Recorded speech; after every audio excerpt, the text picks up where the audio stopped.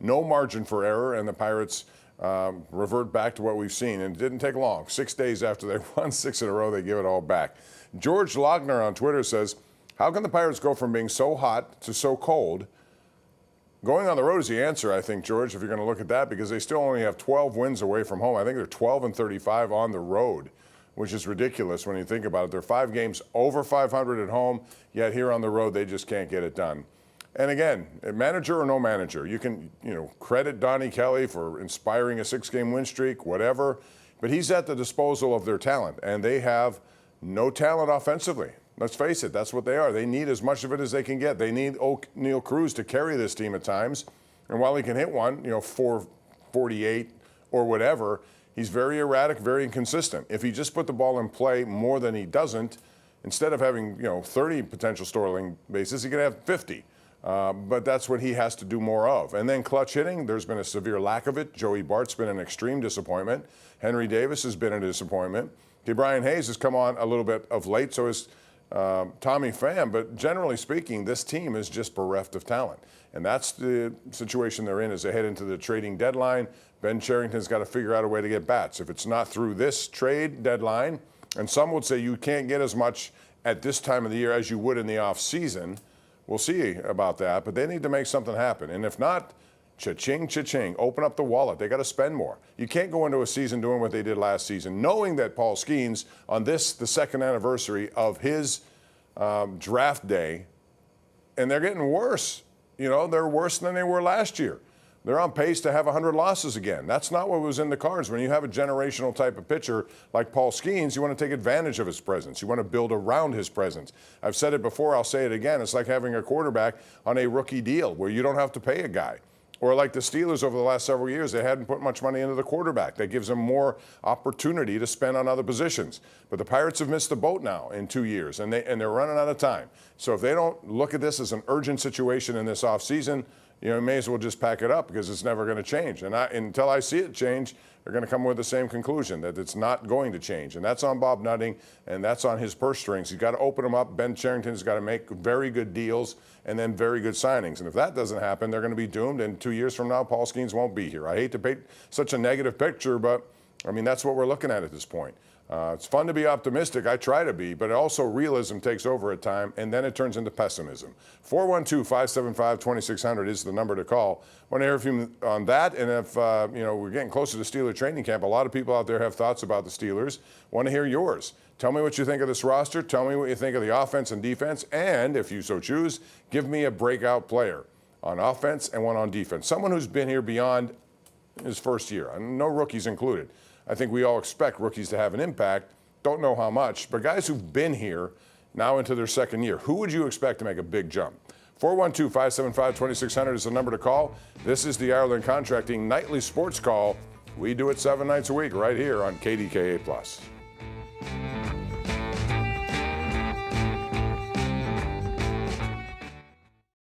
Welcome back. This is our Xfinity tweet of the night. It comes from OptaStats, and they've been cranking these things out. How about Cal Raleigh? 36 home runs so far this season. The only other switch hitter in Major League Baseball history with that many home runs before August in a single season was Mickey Mantle back in 1961. He had 39.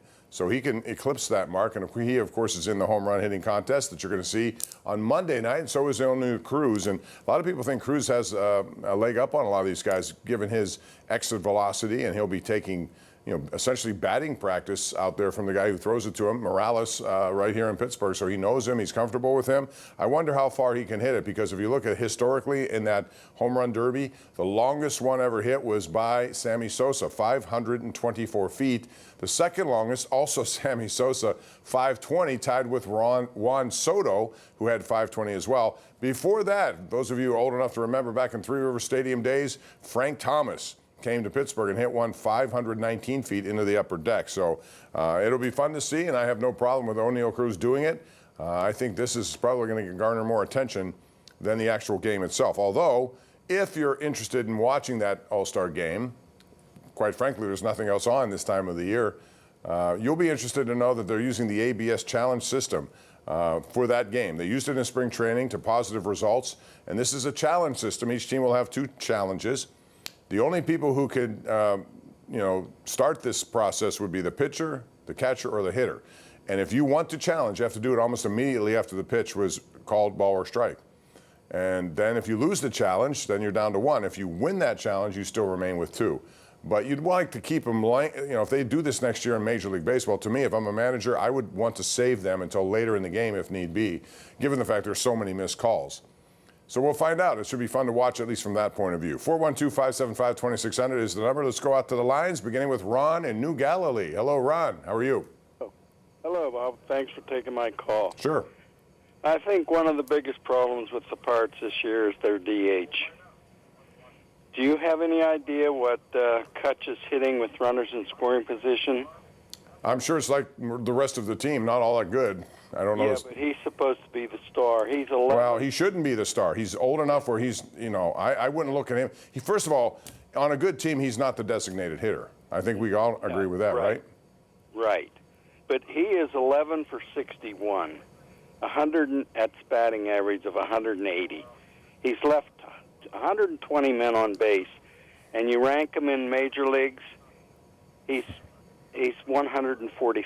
Well, I'm sure he's actually higher or better than half the team that he has on his side because they're all doing it. Joey Bart has left more runners on than anyone, I think, on the Pittsburgh Pirates, given how many opportunities he's had, percentage-wise at least. They just don't have the hitting. They're not developing the hitting. This is why a guy like Connor Griffin, who's seemingly on a meteoric rise here, I hopefully he'll have a chance to play in Double-A and then into Triple-A starting next year. And hopefully, if they need his bat. Who knows if he'll struggle when he first gets here, but I'd rather take a chance on that. Tamar Johnson, one of their high-end picks, has struggled, quite frankly. He's dipped out of the Major League Baseball pipeline top 100. So it's not easy to do, I get you that, but their job is to develop these guys. And if you can't, then you got to draft better guys. Cal Raleigh, we talked about this last night, the catcher for Seattle, who has 36 home runs. He was a third-round draft pick in 2018, the same year that the Pirates took Travis Swaggerty in the first round. Let's go out to Daniel in Ross Township. Joins us right now here on the Ireland Contracting Nightly Sports Call. What's up, Daniel? Hey, Bob. I just wanted to ask 2 questions, quick ones. Sure. One, are the Pirates mathematically out of a playoff berth? And if they are, how is that going to impact the trade deadline that comes up in a couple of weeks? Well, they're not mathematically, but for all intents and purposes, they're way out of it, yes. And how it affects them, I mean, they're going to be a seller. Because they're trying to sell.